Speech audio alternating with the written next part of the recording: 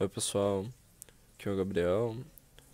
Hoje eu vou falar de um processo de design conhecido como Self-Conscious Design. Foi apresentado pelo Christopher Alexander em 1962, seu livro Notes on the Synthesis of Form.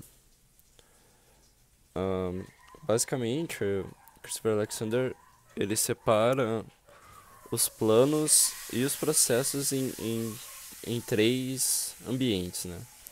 Quando a gente está falando de unself, então ele fala de uma correlação mais direta entre o plano do mundo real e o agente, né? A pessoa que está agindo ali com esse problema.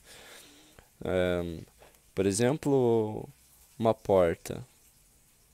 Todo mundo sabe como faz uma porta, para que serve uma porta, e essa ideia já vem passada, a ideia da porta já vem passada de geração em geração. Então há pouca modificação em como é feita uma porta, né? A porta é mais apenas reproduzida do que pensada em cima, porque realmente é uma coisa que já está no automático, assim.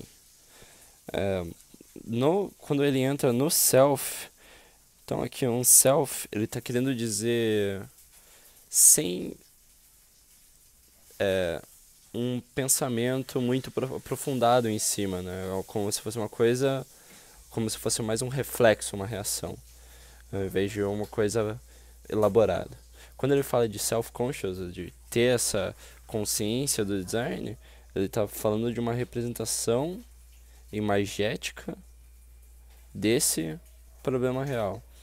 Então, aqui a gente está falando, se a gente está falando dessa porta, a gente já está falando, já está pensando essa porta dentro de um contexto, com os seus problemas, com as suas especificidades, como ela vai estar apresentada, qual é a sua função. Então, dentro do self-conscious já existe uma preocupação em cima desse pensamento do design. Num terceiro momento, ele vai apresentar uma mediação, né? É, nessa mediação que ele chama, existe a formalização da ideia.